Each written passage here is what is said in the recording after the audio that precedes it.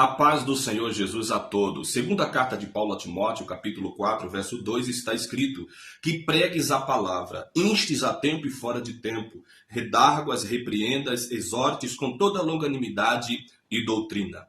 Eu não tenho nada contra eventos e participação de cantores e pregadores convidados.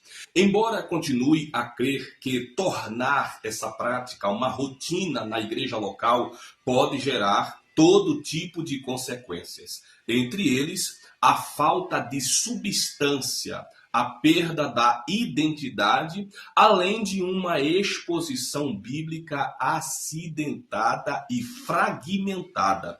Em virtude das diferentes visões daqueles que vêm de fora, tal fato se agrava ainda mais quando ditos pregadores e cantores são profissionais de púlpito, portadores de um número limitado de mensagens bíblicas, aquelas que mais agradam a audiência, o auditório, e por isso mesmo passam a pregar no piloto automático, ou seja, de forma mecânica, com uma graça que não é graça, apelando a todos os chavões para movimentar a plateia.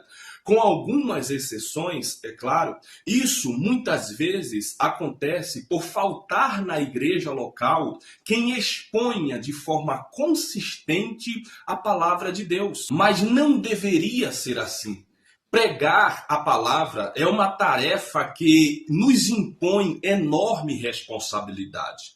Não é simplesmente cumprir mais uma agenda, fazer mais uma exposição verborágica e partir para o próximo compromisso. Não é massagear o ego dos nossos ouvintes, enquanto os nossos bolsos são massageados com grandes cachês. Pregar não é contar um monte de histórias e a maioria delas inventadas, enquanto o nosso histórico é mais capenga do que o carro dos anos 80 sem manutenção. Pregar não é um exercício de oratória com o propósito de mostrar as nossas habilidades retóricas, que não passam de esqueletos sem carne e sem vida.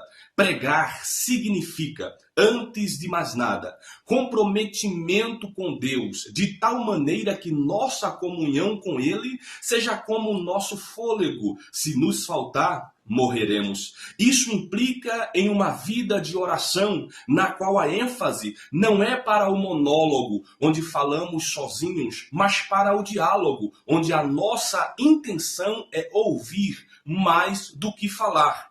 Pregar implica também em ter prazer na leitura das Escrituras Sagradas. Não lê-la simplesmente com um intuito acadêmico, mas com a finalidade de metabolizá-la e torná-la parte indissociável de nossas vidas. E saboreá-la assim como saboreamos a comida mais prazerosa que nos é oferecida. É cumprirmos um rito que assemelha ao que usamos quando estamos diante de uma boa refeição e degustá-la enquanto comemos. Pregar significa deixar que a mensagem fale primeiro ao nosso coração, antes de entregá-la ao povo. Não é um processo da noite para o dia. É laborioso, leva tempo, exige reflexão, meditação, assimilação e compreensão. Requer ousadia para permitir que ela, a mensagem bíblica, nos corrija e nos leve a um patamar de piedade em que somos expurgados de nossos pecados. O nosso eu é subjugado e o eu de Cristo predomina em plenitude. O pregador prega primeiro para si mesmo. Se não for assim, é melhor deixar de pregar. Pregar é expor todo o conselho de Deus sem se preocupar se o povo vai aceitar ou não a mensagem.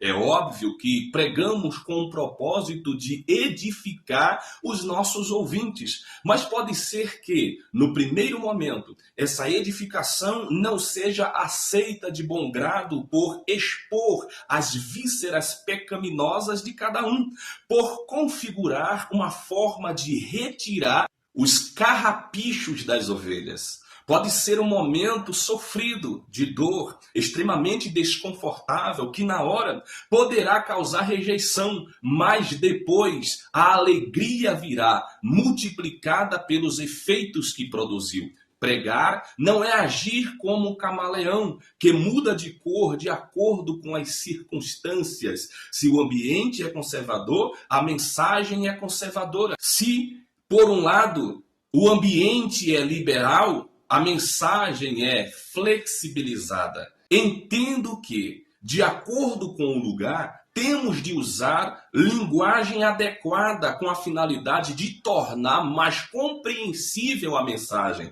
para o auditório ao qual pregamos. Não ponho também em dúvida a necessidade de contextualizá-la ao meio, que é extrair de um texto escrito há milhares de anos a mensagem que se aplica à realidade atual. Refiro-me, de fato, àqueles que mudam o teor, alteram o conteúdo, aliviam os conceitos ou fazem tudo ao inverso só por quererem ficar bem na fita. No ambiente em que estão, para esses pregadores, não há outra maneira de qualificá-los. São simplesmente profissionais do púlpito.